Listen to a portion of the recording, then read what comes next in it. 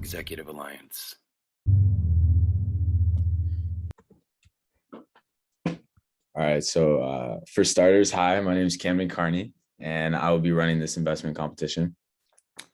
If you have any questions or concerns at any point throughout the competition, feel free to talk to me or consult Mr. Jarosavis.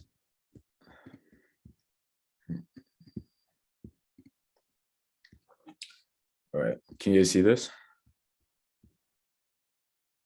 Yeah, we can see it.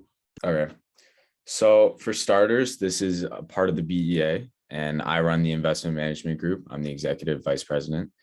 I will be running an investment competition from now until it started last Friday until until about mid-April. I might throw up a consensus vote just to see if you guys want to keep it going longer, just depending on how it goes.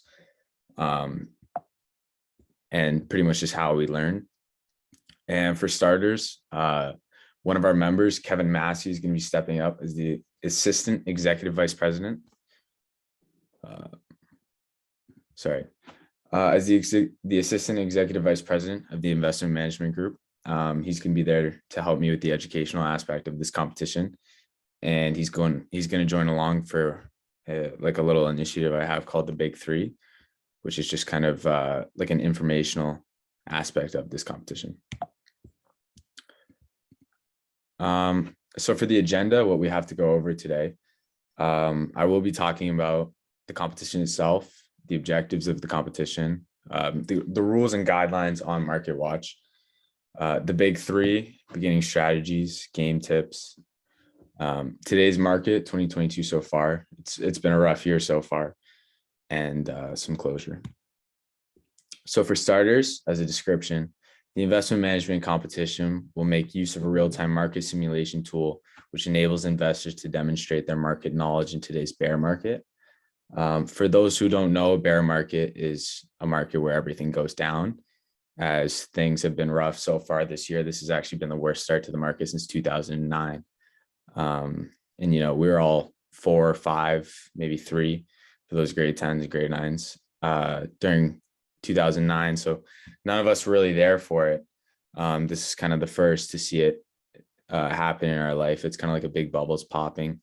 Especially with COVID, there's a big drop in the market and then it spiked after, and now we're seeing it come back down again. This game includes traded indexes such as NASDAQ, S&P 500, Dow Jones, NYSE, etc. The settings tab on Market Watch will actually show you the symbols available for trading. I've allowed every symbol, well, they're all American, but I've allowed them, even ETFs and mutual funds, in case if anybody, for some reason, I kind of left those just to spark conversation, questions, curiosity. I would not advise you to invest in a mutual fund for a 3-month game.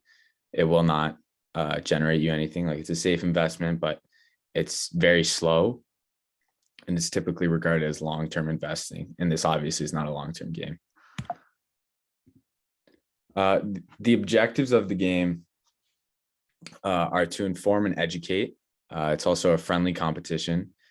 We're going to be dabbling in the market with no real risk, which is why it's good to have a tool like Market Watch, where you can have 100,000 and invest freely in an open market, thousands of stocks to look at and analyze without any real burden.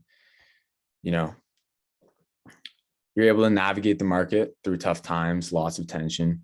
It's a real eye opener to be in the market right now, seeing how if this was your real money, you probably wouldn't enter the market right now, as everything is going south. You see the S&P 500 is down, NASDAQ is down, everything's going down. Even for crypto, like say for Dagum, who's running NFTs in this club, for crypto, which is related to NFTs, people know that Bitcoin, which is at around, I think, 45,000 right now, it dropped down to 30,000 last month, which is crazy. It's the market's very volatile right now. And some of you may know about the Young Investors Challenge, which is a challenge for those in North America under the age of 19 to compete for a large prize pool. A large prize pool, and there's no commissions. There's no rules, no guidelines of short trading and stuff like that. And essentially the goal of that is to maximize profit and just see who's really the best investor. But with this competition, I do want to see people demonstrate their investing skills. But along with that, there's a few caps, a few rules to make it instructional as well. I want to be able to teach you all, and Kevin will also be with me helping.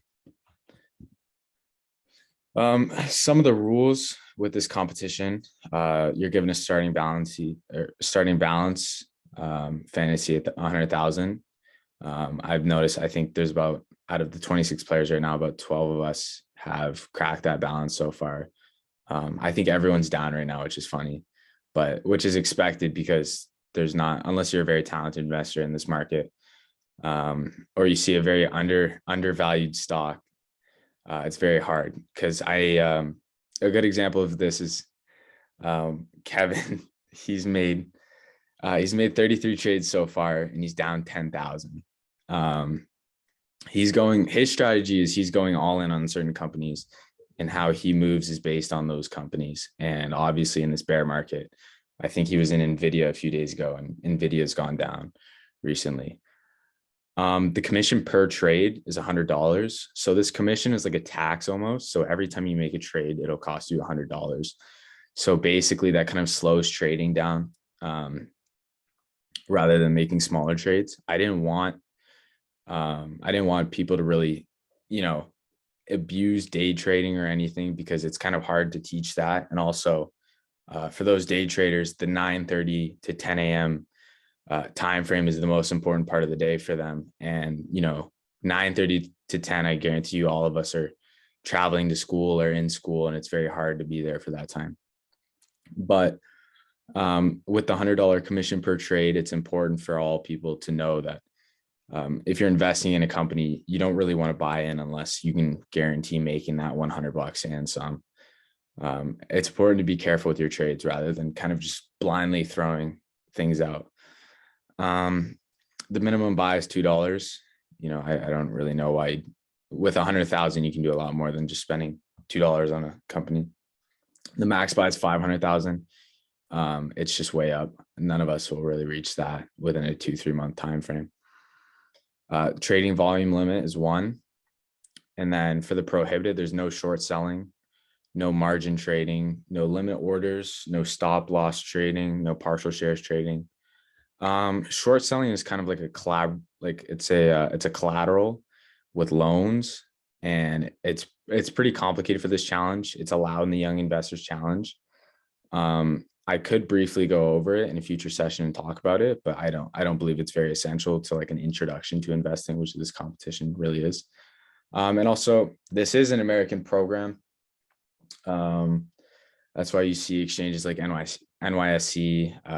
There's no TSE, Dow Jones, S&P, and also it's in USD as well. Introducing the big three. The big three will be an announcement or voice recording weekly on Edsby, introducing 3 new stocks to watch for the week. The cool thing about this is, an idea I had is we can almost integrate it into PJ's podcast. And we can, as the IMG, Kevin or I, or even volunteers, can go on and talk about their findings for the week. This will be a great way to present 3 stocks, hence the name, the big three, every week. At the beginning of every week, just 3 stocks to look at, either for the next week or valuable stocks for the last week, big risers.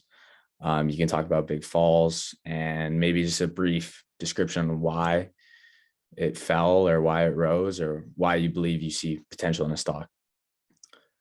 And then for beginning strategies, do not split your money on too many companies.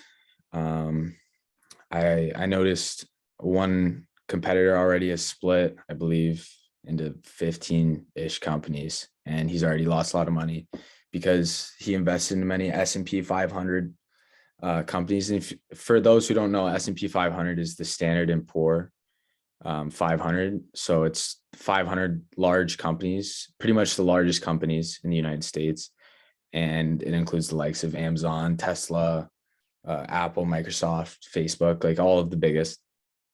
And with the tensions in Ukraine right now, they're all dropping. And if you look at the S&P 500 index, which is like it tracks all 500 and kind of averages them out, it's on a steady decline.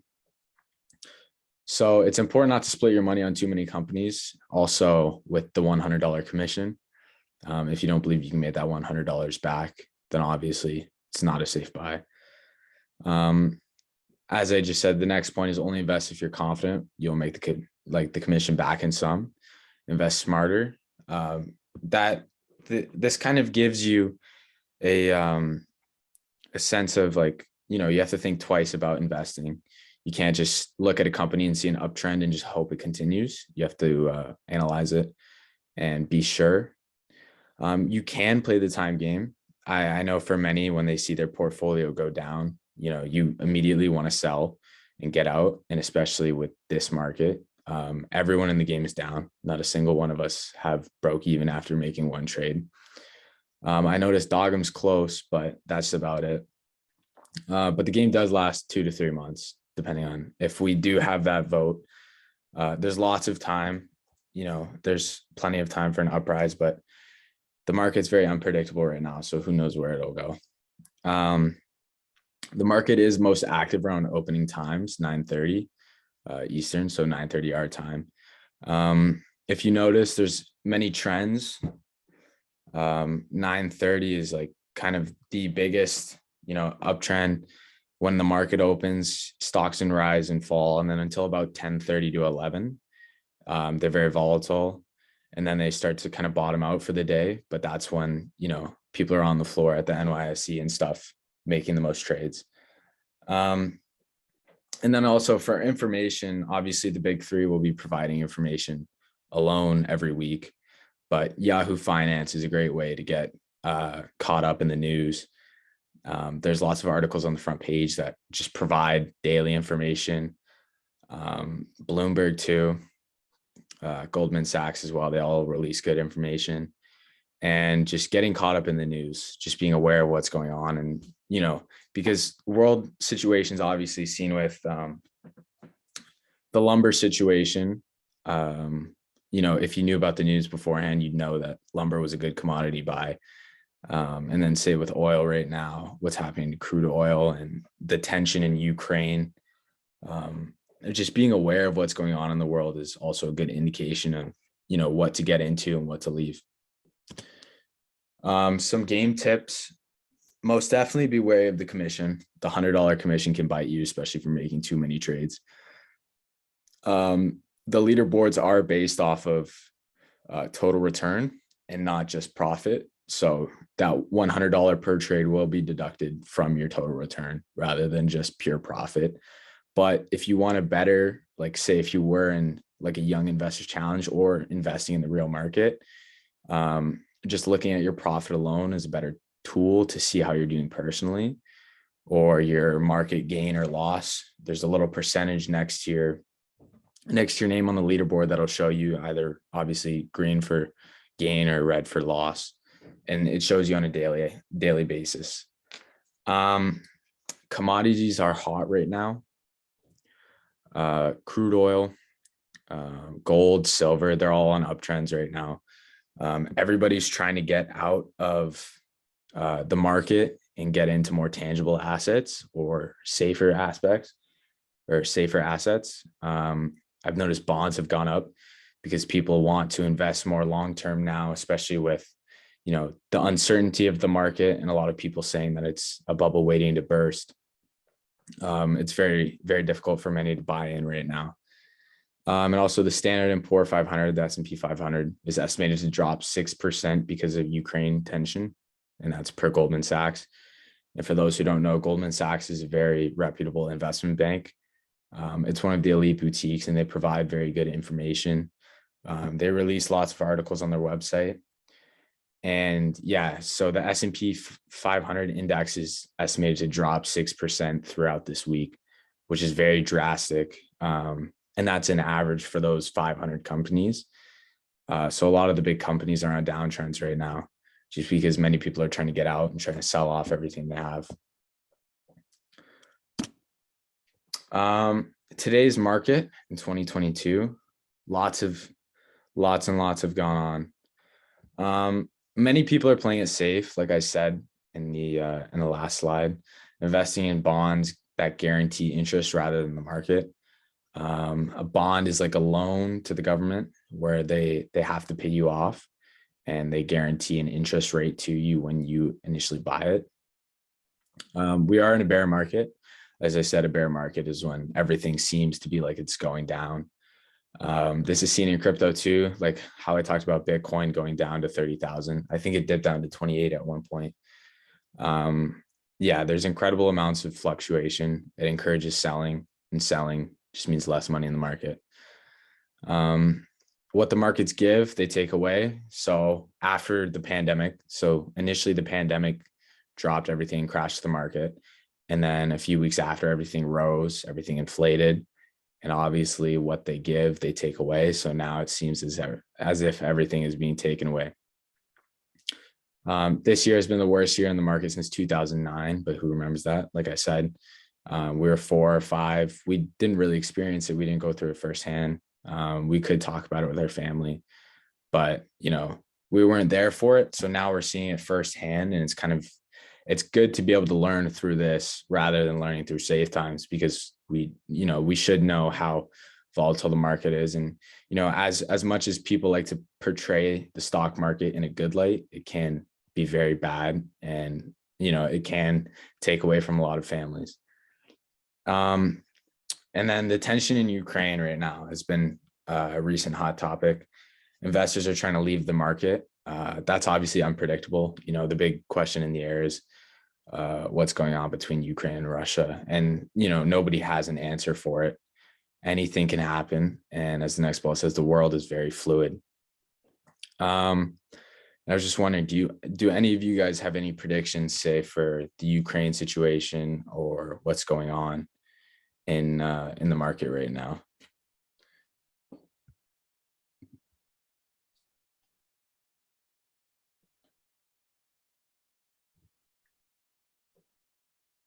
Okay, if there's nothing, I'll move on.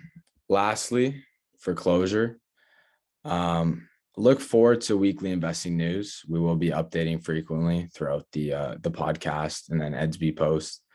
Do your research. Don't be afraid to present your findings. And this is a collaboration after all.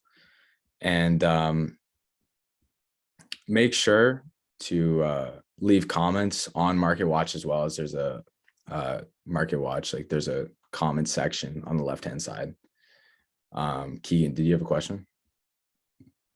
I was just gonna say, Nicholas Chu asked in the chat, what are your thoughts on the market situation?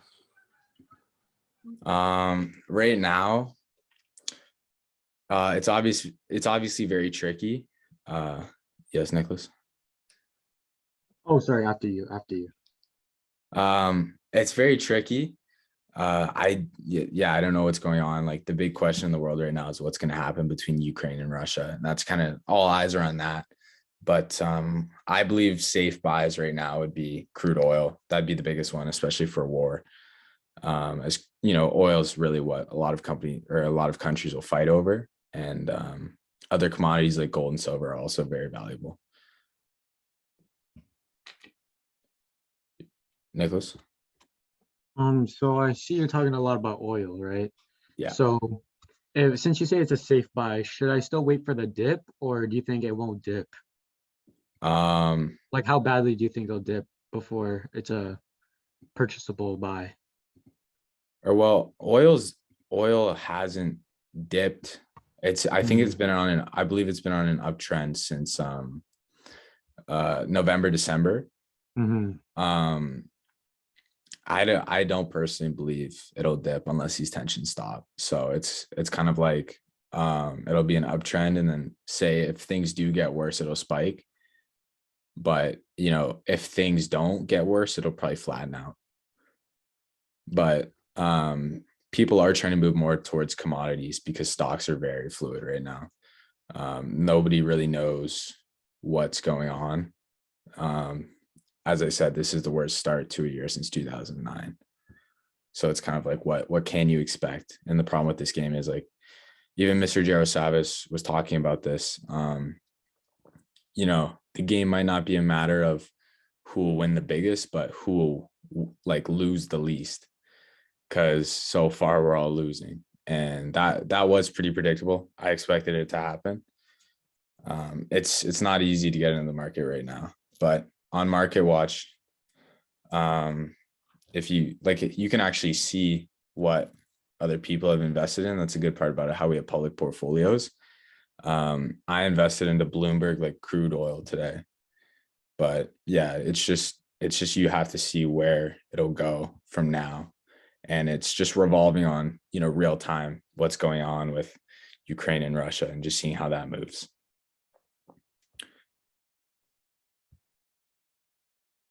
Are there any more questions?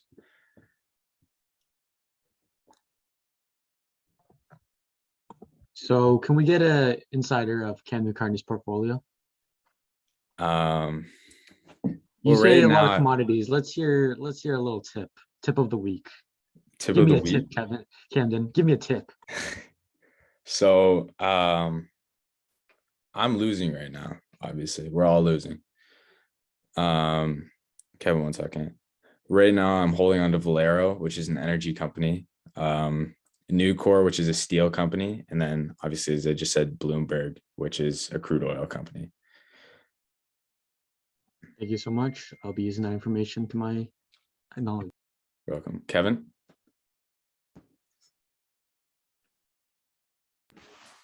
Yeah, I just wanted to say, I'm gonna have to head out early a bit for the meeting, but definitely wanted to come in, show support. You know what I'm saying? Very informative. I'm saying BEA for life. You know what I'm Thank saying? you. Yeah, Yeah. we'll be wrapping it up soon. All right, easy. Everyone, take care. Yeah, see you, Kevin. And then Later. yeah, just to get you guys started, Surge Energy is also a good company I've been looking at. It's a Canadian-based oil exploration and production company, and they produce oil and gas properties primarily located in Western Canada. And it's actually a company that Investopedia was talking about would be on the rise for Q1 in 2022. Yes, Keegan? What are your thoughts on Magna International? They make auto parts. Uh, Do you have any insider information? yeah, so good question. My dad works for Magna. Magna is actually in a tough spot right now because there's a worldwide chip shortage, microprocessors that go into cars. Yeah, So I actually saw something about it. Like it was like kind of a joke, but I actually just saw someone talking about it like an hour ago on one of those shows. yeah, so it's a tough situation right now for those producing automotives, automobile companies, especially part manufacturers like Magna. They're on a downtrend right now because of the chip shortage from COVID, like production shortages. Those companies obviously aren't making as much as they normally would, and customers aren't buying in as much. So companies like Magna are not doing too well right now. Yes, Nick? What are your thoughts on why are you laughing? I have a serious question. I have two questions actually. What are your thoughts on pharmaceutical companies, and what's safer, energy or crude oil to buy for this competition specifically? I would say immediately. Well, okay, to answer your first question, pharmaceutical companies obviously have been very good for the past 2 years. Since COVID, obviously, because the amount of money going towards vaccine research and COVID research. I believe pharmaceuticals and the health industry, the health sector, will be on an uptrend throughout 2022. As we see, health systems are starting to kind of flatten out, or at least be more stable, just because COVID isn't as serious this year. There's no more panic. The problem in 2022 and 2021, like throughout 2021, especially, just like the sporadic increases in COVID and the severity of COVID. So our hospitals were constantly shocked, and especially in the States with private healthcare companies, they're fluctuating because it was an unpredictable situation. And now that we're like starting to stable out, I believe health and pharmaceuticals will be, on a steady uptrend because they're recovering. And for this competition's sake, because it's short term, I believe oil would probably be a better investment. Commodities are hot, and especially oil, especially with the Ukraine-Russia tension. From an investor's sake, as bad as it sounds, you almost wish for stuff to happen over there, more tension, because that'll just drive up the price of oil more. And especially with Russia, with how aggressive they are, who knows? So it's kind of a gamble. Yes, Keegan? I just want to say thank you for hosting the meeting, man. Appreciate you, bro. Charlie, question? What's your thought on lithium companies? Lithium? Yeah. Isn't there like a worldwide lithium shortage or something like that? Yeah, because it's used in electric cars a lot. So Yeah. So the problem with lithium is, as any natural resource goes, hey Nicholas, as any natural resource goes, we only have so much of it, right? If there is somehow a breakthrough or a way to be able to source more lithium, or mine it more effectively, I guess, or disperse it across production more effectively, then obviously lithium companies would thrive. But right now, because there's a shortage, like as seen in the automotive industry as well. If there's a shortage, there's a shortage, and that loses customers. So obviously with electric vehicles being very new, they kind of almost have to prove themselves to be more useful than, the cars we have today. And for those that are trying to shift, cars to like an electric market or a green vehicle market, it's very difficult to do so with lithium, especially right now with that shortage. So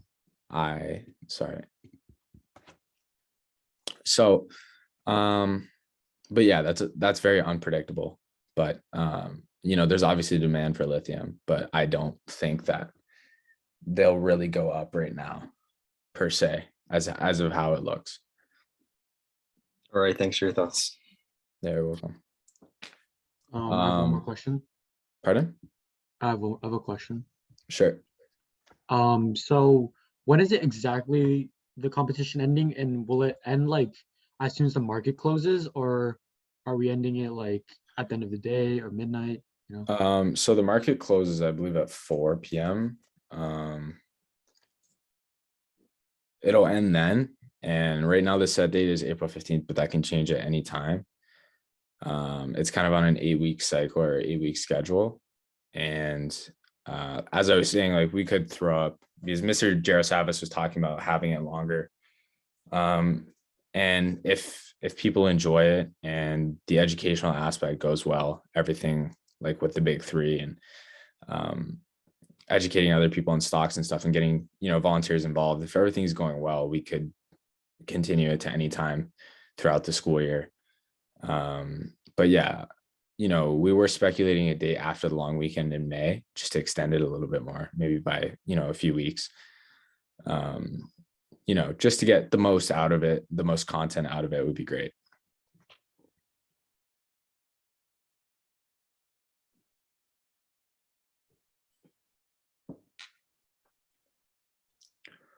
Kevin, I just noticed that you came in.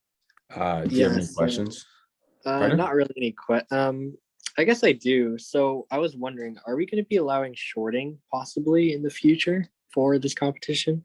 So since I disabled shorting at the start, there's nothing I can do to change it. Shame.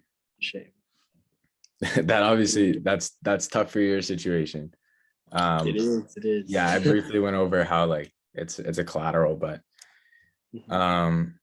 yeah, we could go over shorting and introduce it, but as far as a beginner's investing competition goes, shorting's a little more complicated. Yeah, I was just hoping, because in this economy everything's kind of crashing, so it's kind of everything's on a downtrend right now, so it's really tough. You know, you'll see like people like Dogum. Dogum right now is in, I don't even know the company. I believe it's like Skyhook or something. Something like $10 a share. And, you know, he's almost breaking even right now because of that company, because of a small, like undervalued stock. And that's kind of how this game will be played is, you know, people that find undervalued stocks that rise, or say even buy into commodities. Just getting lucky with those is pretty much how you'll win.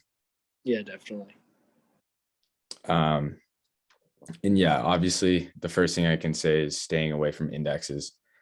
NASDAQ, S&P, they're all in the downtrend right now, and they will continue going down, especially with the tensions and inflation and this bubble per se popping.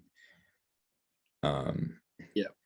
I mean, the other advice I'd give to the rest of you guys is don't make a lot of transactions. You got to go for quality over quantity, because each transaction you're spending $100 bucks, and that I kind of realized that a little too late with my status. GG to anyone who bought S&P. Yeah. I even said earlier in the meeting that I noticed Actually, I mean, to be fair, we never know. Like, for some reason, maybe after this crash, the economy skyrockets after. Like, you never know with this competition. But yeah, right you know, now, the market's very fluid, so who really knows where things will go? you can only analyze the trend and then buy and sell based on what you think is going to happen. Yeah, it's all kind of just an educated guess, and maybe a little insider trading if you're Nancy Pelosi as well. Yeah, definitely.